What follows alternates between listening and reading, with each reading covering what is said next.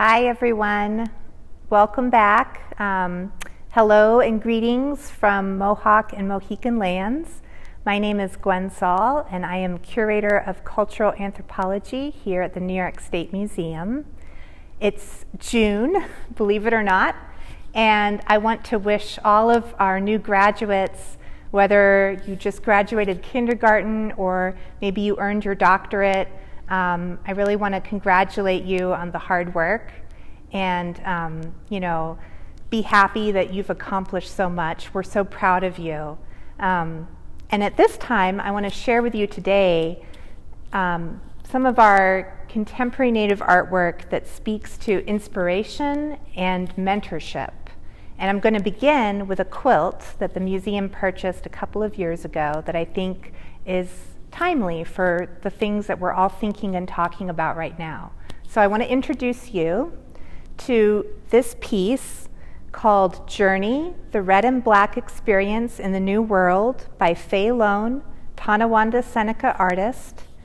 So this beautiful quilt on one side traces the coastline of Africa, and on the other side is tracing the east coast of the United States. And she has carefully detailed in embroidery on this quilt the histories of African American and indigenous peoples and where they have intersected and some of the struggles that people have faced. And she's really tried to chronicle that history and show the points of similarity and the challenges. So some of the more modern or current events that she's included on this quilt are, for instance, the water protectors for No Dapple, protecting the river at Standing Rock. She's also included Martin Luther King Jr.'s head there in black ribbon, his I Have a Dream speech. And at the top of the quilt, she's included a young graduate with a mortarboard and a diploma. And that's one thing that I really love about this piece, is that Faye is expressing a hopeful future where young African American and indigenous people are getting degrees and joining the world to make it a better place for all of us. Oh, and I should mention too, thanks Albert, that also the Black Lives Matter movement is mentioned too on this side of the quilt. So she's made it very contemporary and she's really made it a conversation piece. And this is what makes my work so meaningful for me, is that this is really about building our art collection through the efforts of working with community and with artists, to really have pieces that speak to what's relevant for all of us and what we should be thinking and talking about. So, another great part of my work here at the museum is that we often have contemporary Native artists who come to look at historic pieces in our collection and get inspiration from them. And that could be a whole separate interview or video. So today I'm actually going to talk about things, artwork and artists and their inspiration from the 20th and 21st centuries. And I'm going to begin with ceramics. So right here I have this beautiful piece called Matzik Way, and this is by Courtney Leonard. She's a Shinnecock artist. This is part of her series, Circling Picasso. And you'll notice that it has features of a turtle and also a whale. And this is an important creature for Shinnecock creation narratives that talks about the beginnings of the world.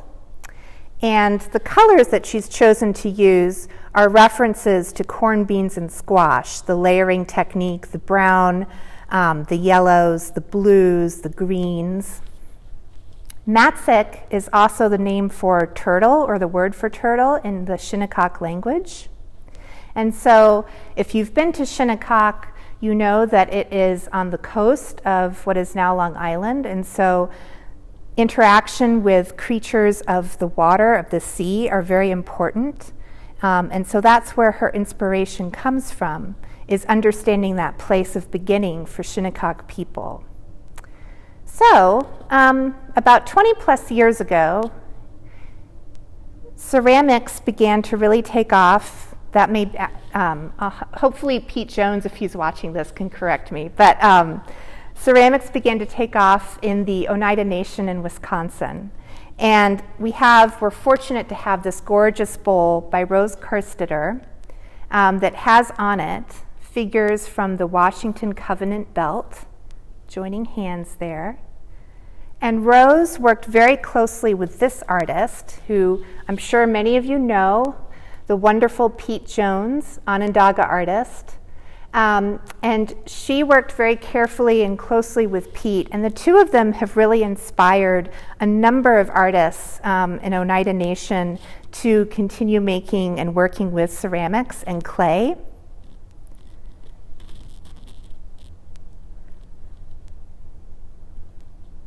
And I'm going to switch gears to basketry. So I have a number of pieces here. This beautiful basket is by Ronnie Lee Goman, Onondaga artist, and the carefully carved top of it is by her husband partner, Stonehorse Goman, who's Tonawanda Seneca, and it has this beautiful moose hair tufting around the base of the carving. And this is really a signature element of Stonehorse and Ronnie Lee Goman's work. These beautiful tight curls in black ash, the sweetgrass, the tufted moose hair, and the intricate carving on top. Now, one of Ronnie Lee's daughters, Brooke Vanderwalker, teaches Onondaga language in her community and is a mom and a very busy woman, and she has actually also picked up the art of making baskets, and so we're fortunate to have one of her baskets as well that has a similar carving, grandmother moon there at the top, and tufted moose hair. And Brooke is so busy that she apparently only makes a couple baskets a year, so we're incredibly lucky to have a piece of her work. So moving up north now, I have some Mohawk artists whose work I'd like to share with you. This gorgeous basket is by Kari Hill, who's from Akwesasne. And these beautiful dyes that she's used are just popping, right? They just grab your attention immediately. And the beautiful top of this basket, I think, is so ethereal looking with these wispy black ash splints that are so carefully molded into these beautiful shapes. So Kari is also known for making these fantastic cuffs. This is a jewelry piece that she created. And her daughter, Rain, is one of the youngest artists in our collection. So Rain Hill made this gorgeous ring. And she is a culinary student at SUNY Oneonta.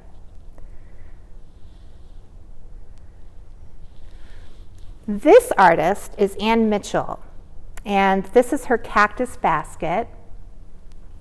And I'm mentioning both Kari and Ann at this moment because Ann Mitchell's mother, Laura, also makes baskets and is a teacher, and she inspired and encouraged both Kari Hill and Ann Mitchell to make baskets. And so that's, I think it's really important to grasp that in Indigenous communities, learning to make art and encouraging others and encouraging young people to become involved in making art is really important.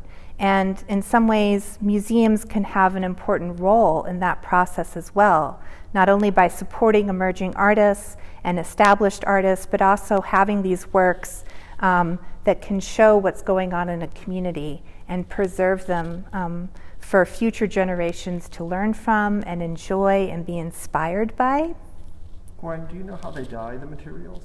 So this is a RIT dye, a commercial dye that Kari uses, and she could probably speak more specifically to the process, but each of these are splints, and she dyes these splints before she weaves them. And so this is a really, careful process because she's got a lot of colors going on here, so it's probably a matter of dipping things in dye and letting it dry and then dipping it in another color.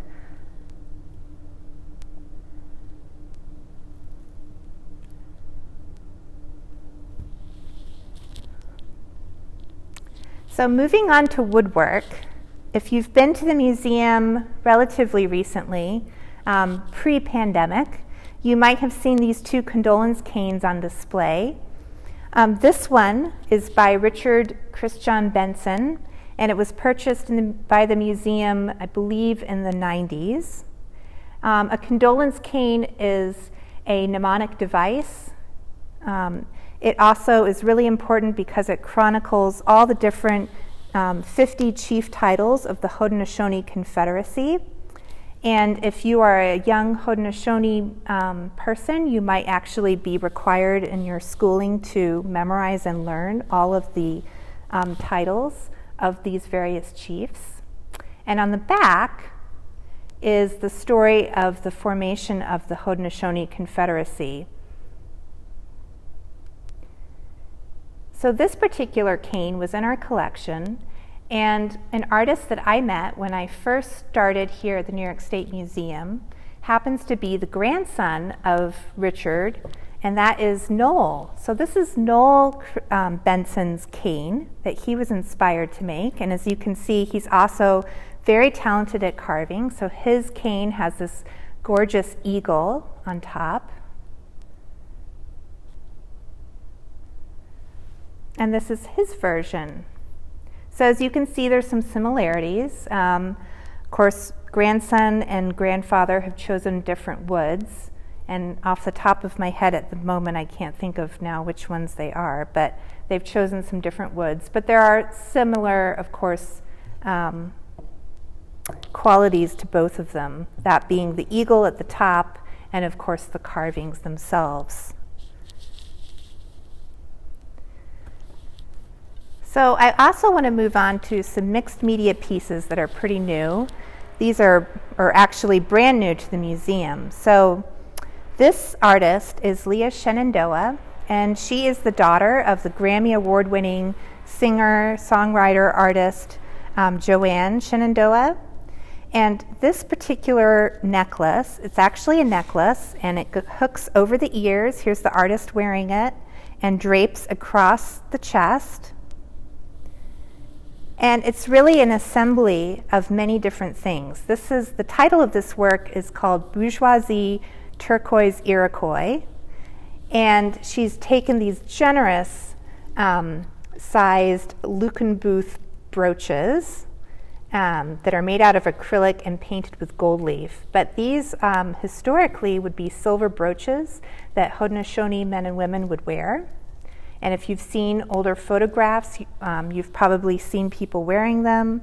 There's a very famous overdress in the Smithsonian on exhibit that has a Haudenosaunee woman's outfit with many of these brooches on it.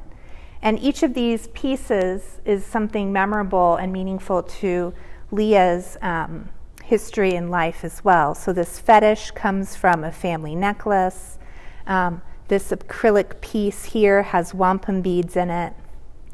And this comes from a vintage piece of costume jewelry that she had. So inspiration from the past, inspiration coming from a very artistic family. And I'd also like to point out that the artist has a tattoo as well of one of these brooches.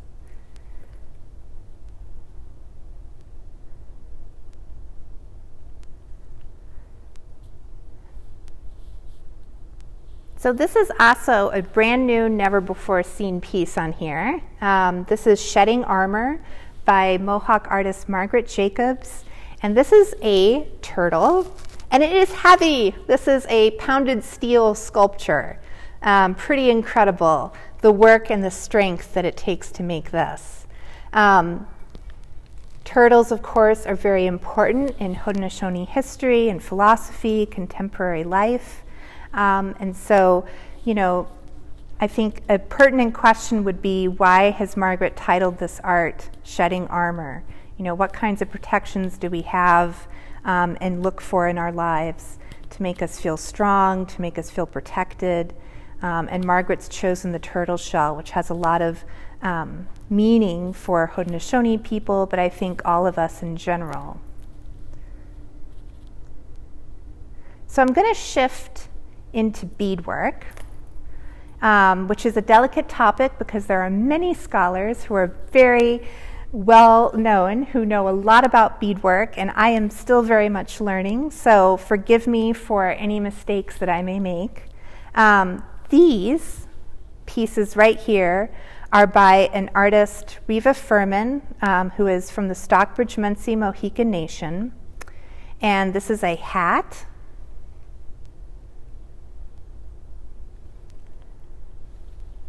And these are cuffs. So these would be worn right up here around your wrist. And this would be for ceremonial occasions or perhaps a community gathering. So Reva has been inspired by a number of Haudenosaunee beadwork artists, and I'm going to get into them in a moment too. But I want to say how influential beadwork, the beadwork artists that I'm about to show you have been and continue to be in their communities. This gorgeous piece is by Grantway Jonathan, and he is Tuscarora. This owl design that you see is specific to Tuscarora beadwork and something that you see on historic pieces. In the tradition of many pieces that were historically sold to tourists at Niagara Falls and other sites around what is now New York, they often had the location and the year, and so Grant put that on this particular whimsy or pincushion. Dolores Elliott would not like me to use the word whimsy. I usually say beadwork, but sometimes you'll see whimsy because that's how Victorianists referred to it, but really we're talking about beadwork and artistic beadwork. So this one has Santa Fe on it because it was part of the oldest and largest native art show in the country, the Santa Fe Indian Market. Now, Grant happened to learn beadwork from this artist here, Rosemary Hill, also of the Tuscarora Nation. And if you were at the museum before the pandemic, you might have seen our display case on Haudenosaunee wedding outfits, and this was part of that. These were the moccasins worn by the bride. They're embellished with these gorgeous strawberries and these flowers, raised beadwork. And Rosemary Hill has been incredibly influential for beadwork artists, Grant Jonathan included.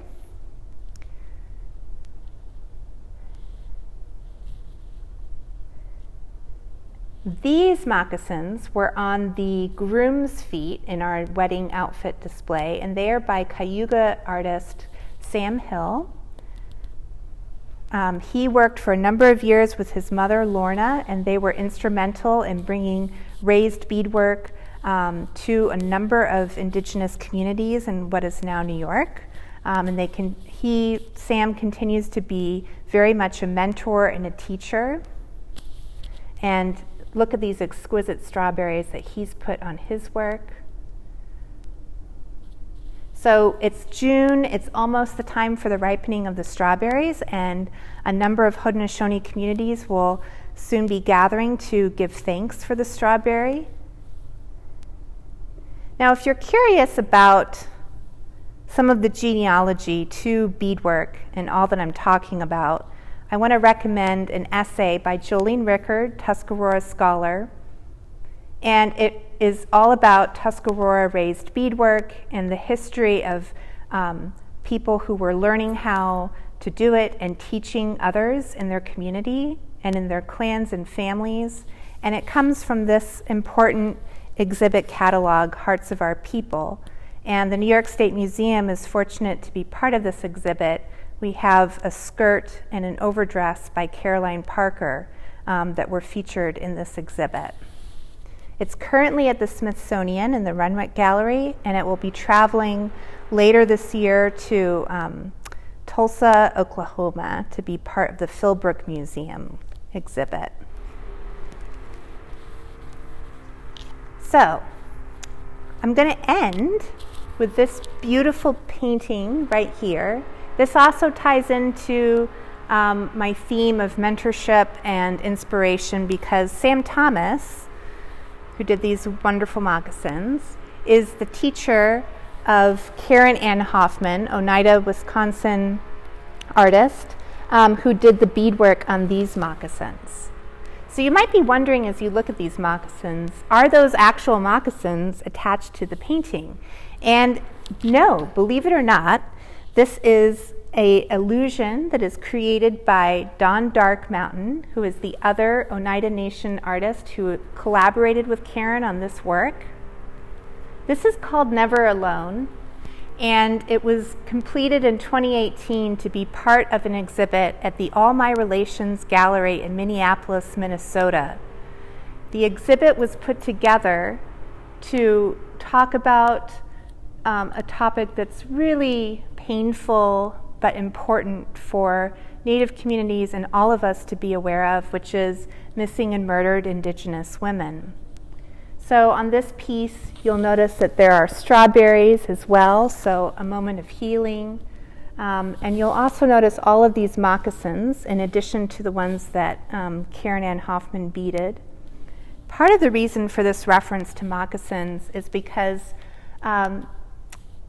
missing and murdered Indigenous women gained a lot of awareness through the artwork and installation of Christy Belcourt, a Métis artist, who organized a traveling installation that went from community to community to asking artists to contribute moccasin vamps, so the top part of the moccasin, just this part, that honored a remembrance of a woman from a family or a community who had disappeared or been killed.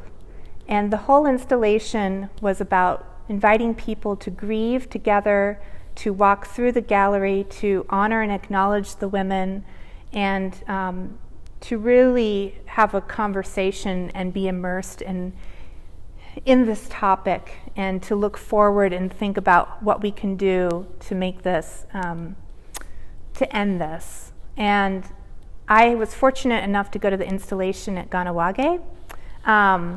But that's why you see these moccasins, because the installation originally just included moccasin vamps that people walked by.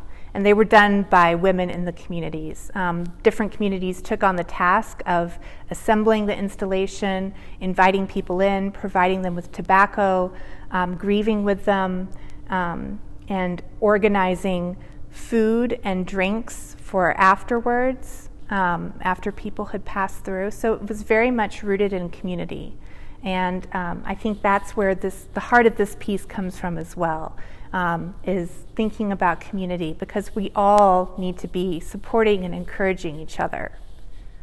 Do I have any questions as I bumble my way through this last video I'm making? Okay. So, on that note, I have taken you through a large number of our contemporary Native artworks, and I just want you to stay well, and please come visit us when we reopen, and thank you for being part of this with me today.